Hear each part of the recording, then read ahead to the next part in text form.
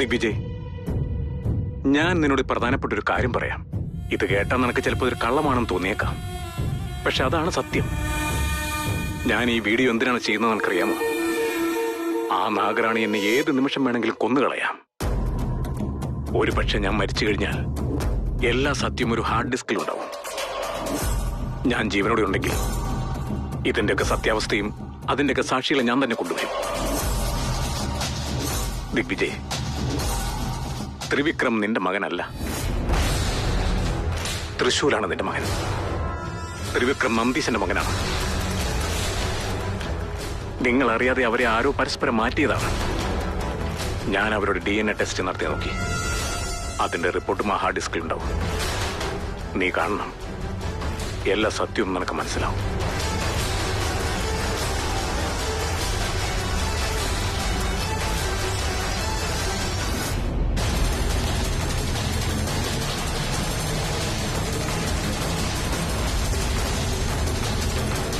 ത്രിവിക്രമൻ നന്ദീശന്റെ മകനാണോ?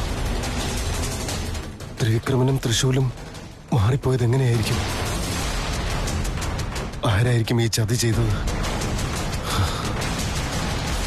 ആരീ കാര്യം ചെയ്താലും ഈ സത്യം എന്റെ മനസ്സിൽ തന്നെ ഇരിക്കുന്നത് നല്ലത്. തൃശൂൽ എന്തായാലും ഈ വീട്ടിൽ തന്നെ ഉണ്ടല്ലോ.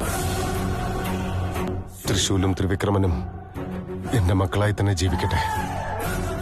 ഈ കാര്യങ്ങൾ മറ്റാരും തന്നെ അറിയാൻ പാടില്ല.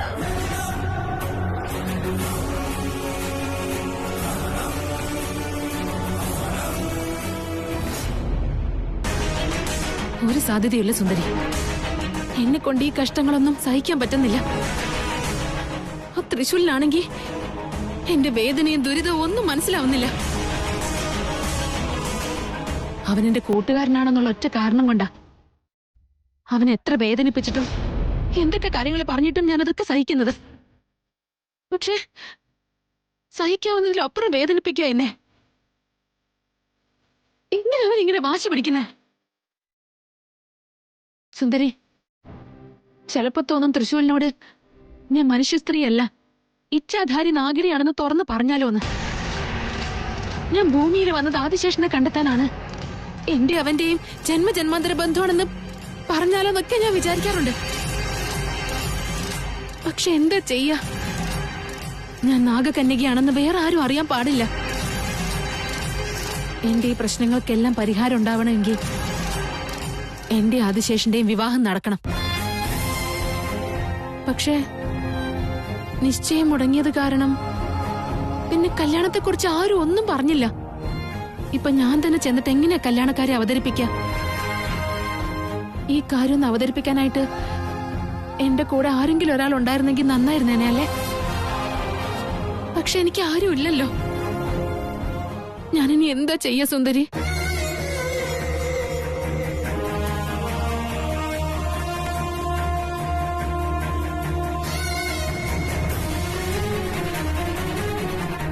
ഇല്ല, ഞാനിങ്ങനെ ആലോചിച്ചുകൊണ്ടിരുന്ന വീണ്ടും പ്രശ്നങ്ങൾ ഉണ്ടായിക്കൊണ്ടിരിക്കുകയുള്ളൂ. അവരെന്ത് വേണേലും വിചാരിച്ചോട്ടെ, കല്യാണക്കാരെ ഞാൻ തന്നെ സംസാരിച്ചേ മതിയാകൂ. ഇതിലൊരു തീരുമാനം ഉടൻ തന്നെ ഉണ്ടാവണം.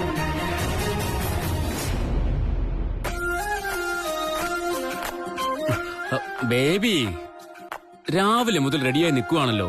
കല്യാണ പെണ്ണുപോലെ ഇതുപോലെ റെഡിയായി നിൽക്കുമെന്ന് എനിക്ക് തോന്നുന്നില്ല. ഒന്ന് ചുമ്മാതിരിക്കോ ഗോവിന്ദ, വർഷത്തിൽ ഒരിക്കലും അത് വരുന്നത്. അപ്പൊ അനിയത്തി ചേട്ടന്റെ രക്ഷാബന്ധം കെട്ടാതിരിക്കോ? അത് സന്തോഷത്തോടെ ചെയ്യേണ്ട കാര്യമല്ലേ, അവള് ചെയ്യട്ടെന്നേ. നീ പറഞ്ഞത് ശരിയാ ദമയന്തി. അല്ല, ഇവളുടെ ചേട്ടന്മാരെ കാണുന്നില്ലല്ലോ. എവിടെ പോയി? ഇവിടെ എവിടെ ഉണ്ടായിരുന്നല്ലോ. മരുമോനെ, മരുമോനെ, ഇവൻ എവിടെ? മരുമോനെ. ഓ, രാജകുമാരനെ വിളിച്ചപ്പോഴേ ദേ ജോലിക്കാരൻ വന്നല്ലോ. ഇന്നത്തെ എല്ലാ കാര്യവും പോക്കാം. എടാ, ത്രിവിക്രമൻ എവിടെ? നീ പോയി വിളിച്ചോണ്ട്. ശരിയമ്മ.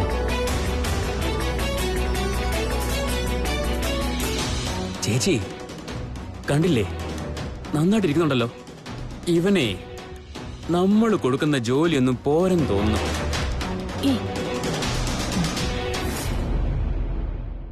എന്താണ് എല്ലാവരും വലിയ സന്തോഷത്തിലാണല്ലോ. ഇതെന്താ മോളെ നിന്റെ കയ്യിൽ ആരതി തട്ടൊക്കെ? രക്ഷാബന്ധനം ആഘോഷിക്കാനാ? ഉമ്മി എന്നെ വിളിച്ചിരുന്നോ? ഡാ, അമ്മയല്ല വിളിച്ചത്. ഇൻവിറ്റേഷൻ ദേ അടിച്ചു വെച്ചിരിക്കുന്നത് നിന്റെ അനിയത്തിയാ. ആ, എന്താ സ്പെഷ്യല്? എന്താ ഏട്ടാ ഇങ്ങനെ ചോദിക്കുന്നേ? ഇന്നത്തെ ദിവസത്തിന്റെ പ്രത്യേകത എന്താണെന്ന് അറിയില്ലേ?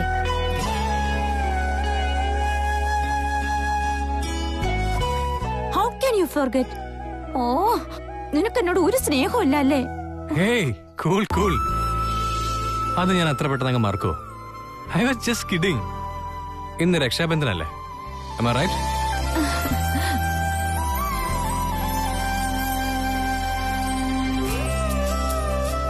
ചുമ്മാ ചിരിച്ചോണ്ട് നിൽക്കാതെ ആ രാഗേട്ട്.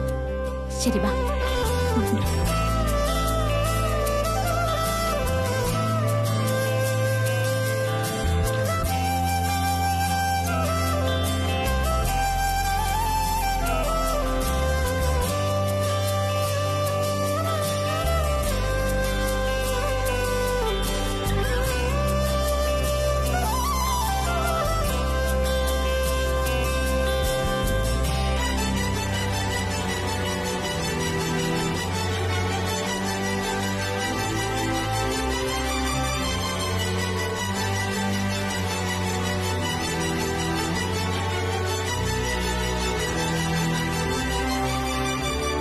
ഡാ മരുമോനെ, ബേബിക്ക് നീ ഗിഫ്റ്റ് ഒന്നും കൊടുക്കുന്നില്ലേ?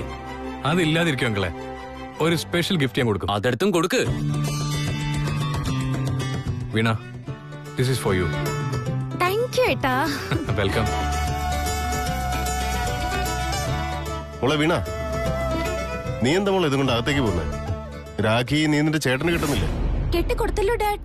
മോളെ, ഞാൻ ചോദിച്ചത് തൃശൂലിന് കെട്ടിക്കൊടുക്കുന്നില്ലെന്നാ.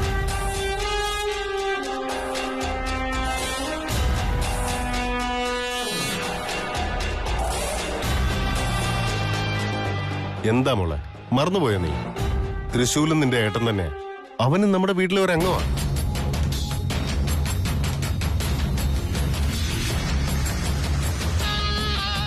ഞാൻ നേരത്തെ പറഞ്ഞിരുന്നില്ലേ, ഈ വീട്ടില് ത്രിവിക്രമൻ എത്രത്തോളം സ്ഥാനമുണ്ടോ അതേ സ്ഥാനം ഇവനും ഉണ്ടായിരിക്കണമെന്ന്. ദിഗ്വിജയ, അവള് കൊച്ചുകുട്ടിയല്ലേ, പാവം, അവക്ക് എന്തറിയാനാ?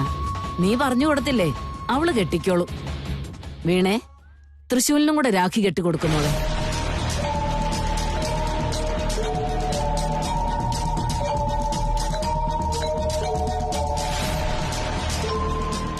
വീണ,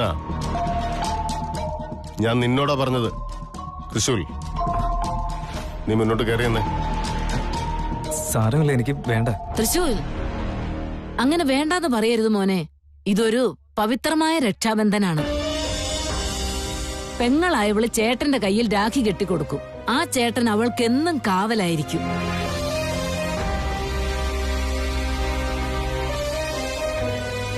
പിന്നെ ചേട്ടനാണേൽ രാഖി കെട്ടിയവൾക്ക് ഒരു സമ്മാനവും കൊടുക്കും. തിരിച്ചും ഞാൻ നിനക്ക് കാവലായിരിക്കും എന്നതാണ് അതിന്റെ അർത്ഥം. ഇതിനെയാണ് രക്ഷാബന്ധൻ എന്ന് പറയുന്നത്.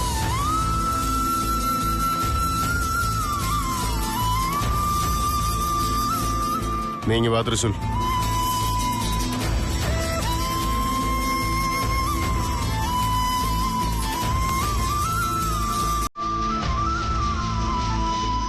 എന്താ നീ നോക്കി നിൽക്കുന്നേ?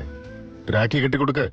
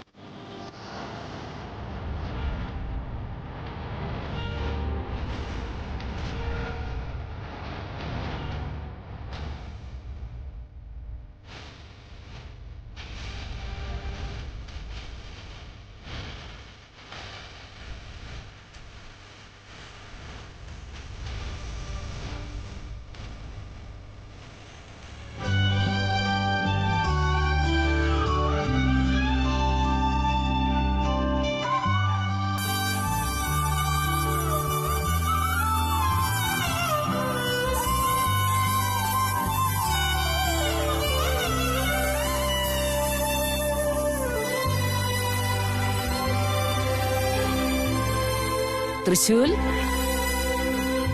അനിയത്തിക്ക് ഗിഫ്റ്റ് ഒന്നും കൊടുക്കുന്നില്ലേ?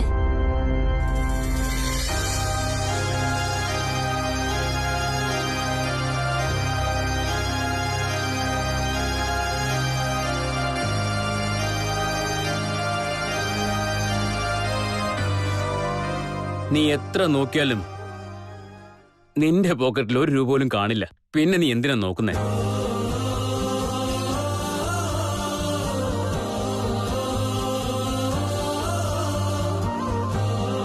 അമ്മേ, അമ്മ പറയുന്ന പോലെ അവൻ അനിയത്തിക്ക് ഒന്നും കൊടുത്തില്ലെങ്കിലേ അവളെ സംരക്ഷിക്കാനുള്ള യോഗ്യതയൊന്നും. ഗോവിന്ദ,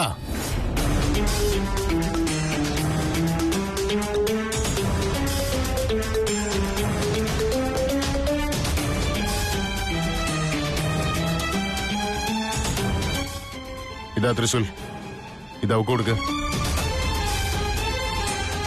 കാശ് വാങ്ങിക്കാൻ നീ എന്തിനാ മടിക്കുന്നേ? തരുന്നത് നിന്റെ അച്ഛനല്ലേ, പോക്കറ്റ് മണിയായി കരുതിക്കൊണ്ട് ഇത് അവക്ക് കൊടുക്ക.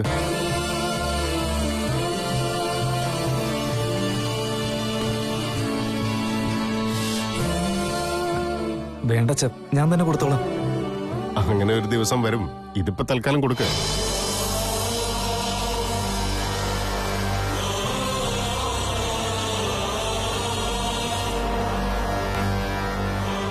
വീണ, വാങ്ങിക്കോ.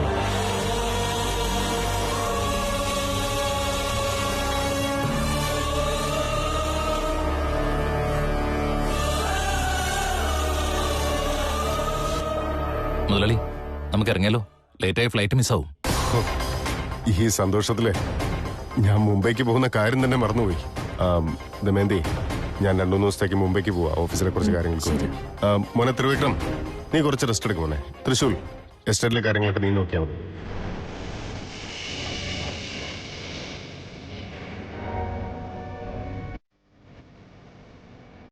അളിയ, ത്രിവിക്രമനുള്ളപ്പോ ആരെ എന്തൊക്കെ കാര്യങ്ങൾ ഏൽപ്പിക്കണമെന്ന് എനിക്ക് നന്നായിട്ടറിയാം. മാത്രമല്ല, ഈ കൺസ്ട്രക്ഷന്റെ കാര്യങ്ങളൊക്കെ ഇപ്പൊ ത്രിവിക്രമനാണല്ലോ നോക്കുന്നത്. അവനത് തന്നെ നോക്കിക്കോട്ടെ. തൃശൂൽ, എസ്റ്റേറ്റിലെ കുറച്ച് കാര്യങ്ങളുണ്ട്. ദമയന്തി, ഞാൻ പോയിട്ട് വരാം കേട്ടോ.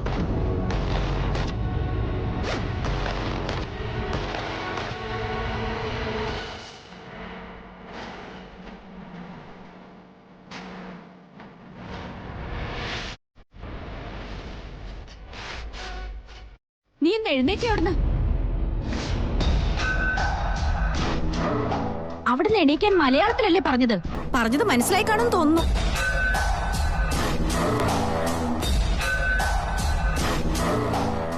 നീ എന്റെ സഹോദരനാണെന്നോ?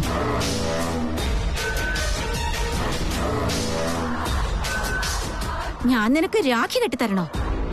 എന്റെ ഡാഡിയുടെ കയ്യിൽ നിന്ന് കാശ് മേടിച്ച് അത് എനിക്ക് തന്നെ തരണോ? എന്നുവെച്ചാ ഞങ്ങളുടെ കാശ് ഞങ്ങൾക്ക് തന്നെ തിരിച്ചു തന്ന് നീ നല്ലവനായിട്ട് അഭിനയിക്കുന്നു അല്ലേ? അല്ല, ഏയ്, നിന്നോട് സംസാരിക്കാൻ എനിക്ക് തീരെ താല്പര്യമില്ല. കൈ കാണിക്ക്. വീണ, അത് കൈ കാണിക്കാനല്ലേ പറഞ്ഞു?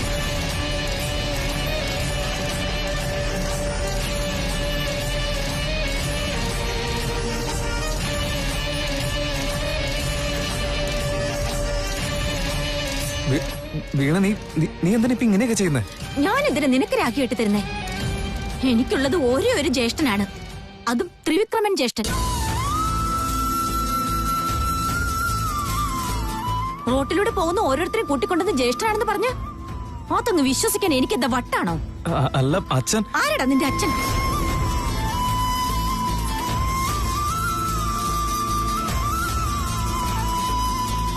അവരുള്ളപ്പോ മാത്രം അച്ഛാന്ന് വിളിച്ചാ മതി, അവരില്ലാത്തപ്പോ മുതലാളിന്ന് മാത്രം വിളിച്ചാ മതി. നീ ഈ വീട്ടിലെ ജോലിക്കാരനാ.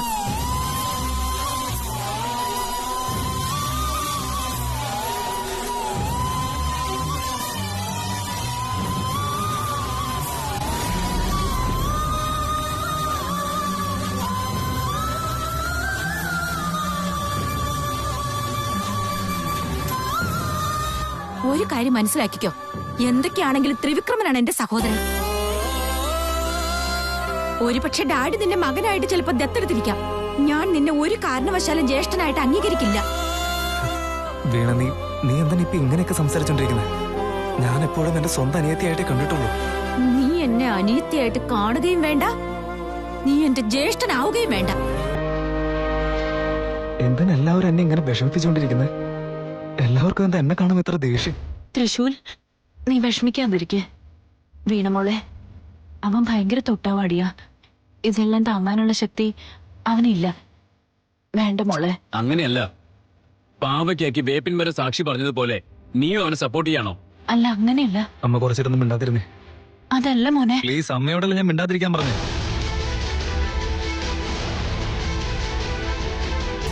അമ്മ, ഞാൻ ജനിച്ചപ്പോ മുതൽ ഈ വീട്ടിലോട്ട് എന്നും വരാറില്ലേ? ഇവിടെ തന്നെയാണ് ഞാൻ വളർന്നത്.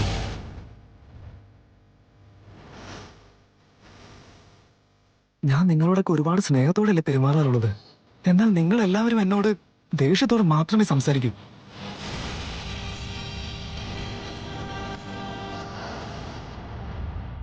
കഴിഞ്ഞ ദിവസം അച്ഛൻ എന്നെ ഇവിടുത്തെ കുട്ടിയായിട്ട് ദത്തെടുത്തില്ലേ?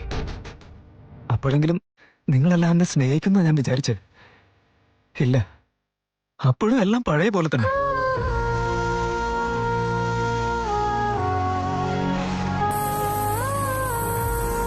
ഒന്ന് പറഞ്ഞതാ, ഞാൻ എന്ത് തെറ്റാ നിങ്ങളോട് ചെയ്ത്?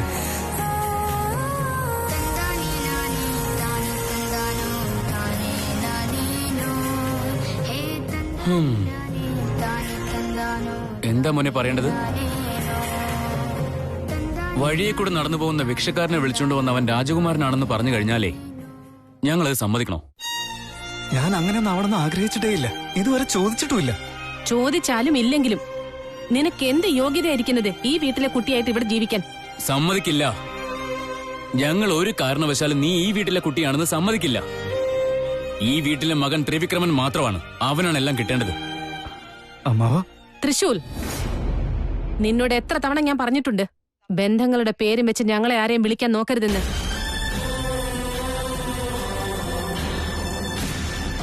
അമ്മ, അമ്മാവൻ, അനിയത്തി എന്നൊക്കെ പറഞ്ഞ് ഞങ്ങളെ വിളിക്കാൻ എന്ത് അധികാരം നിനക്ക്?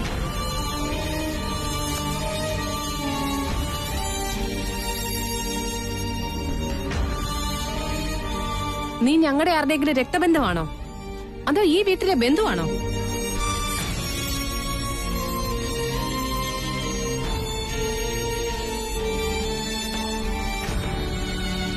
അതുമല്ല, കഴിഞ്ഞ ജന്മത്തിൽ എന്തെങ്കിലും ബന്ധം ഉണ്ടായിരുന്നോ? മുതലാളി എന്നെ ഈ വീട്ടിലെ കുട്ടിയായിട്ട് തന്നെയല്ലേ ദത്തെടുത്തത്. അതുപോലെ എനിക്ക് അങ്ങനെ ഒരു അവകാശം കാണിക്കൽ അദ്ദേഹം ഉള്ളപ്പോ മാത്രം മതി. അദ്ദേഹം ഇവിടെ ഇല്ലാത്തപ്പോ അഹങ്കാരം കാണിച്ചാലുണ്ടല്ലോ. എല്ലാവരും എന്തിനാ എന്നോട് ഇങ്ങനെ മോശമായിട്ട് പെരുമാറുന്നേ?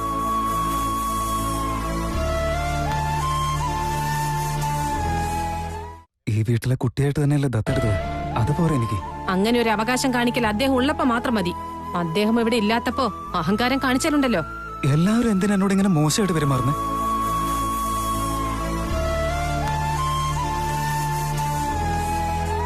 മുതലാളി ഉള്ളപ്പോ ഒരു രീതി, ഇല്ലാത്തപ്പോ മറ്റൊരു രീതി. പക്ഷെ ഞാൻ എല്ലാ സമയത്തും ഒരുപോലെ തന്നെയല്ലേ?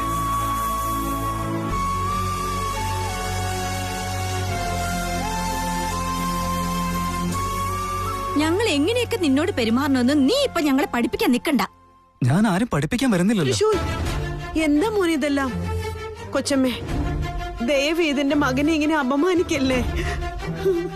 തൃശൂർ, വാ മോനെ, നമുക്ക് വീട്ടിലോട്ട് പോവാം. അമ്മ എന്നൊന്ന് വീട് കുറച്ചേർന്ന് മിണ്ടാൻ നിൽക്ക്. എനിക്ക് കുറച്ച് കാര്യങ്ങൾ അറിയാനുണ്ട്. ഒരുപാട് കാര്യങ്ങൾ ഇവരോട് ചോദിക്കാനുണ്ട്. എന്ത് ചോദിക്കണമെന്നാ? ഓ, വക്കാലത്ത് പറയിപ്പിക്കാൻ വേണ്ടി വക്കീലിന്റെ അടുത്തേക്ക് പോയതുപോലെ ഉണ്ടല്ലോ. എന്റെ സങ്കടം നിങ്ങളോട് എല്ലാവരോടും പറയാൻ വേണ്ടി എനിക്ക് ആരുടെയും വക്കാലത്തിന്റെ ആവശ്യമില്ല അമ്മാവ. നോക്ക്, വീണ്ടും അമ്മാവന്ന് വിളിച്ചാലുണ്ടല്ലോ ഞാൻ വിളിക്കും.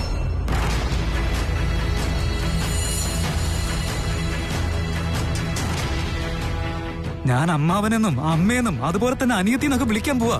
കാരണം എന്താണെന്നറിയോ? ഞാൻ നിങ്ങളെ വിളിക്കുന്നത് സ്നേഹത്തോടെയാ. സ്നേഹത്തോടെയല്ല, ഈ വീട്ടിലെ ദത്തുപുത്രൻ എന്ന അഹങ്കാരത്തിലാ. അങ്ങനെയൊക്കെ നിങ്ങൾ വിചാരിക്കുന്നത് കൊണ്ടല്ലേ. ഞാൻ അങ്ങനെയൊന്നും ഇതുവരെ കരുതിയിട്ടേ ഇല്ല.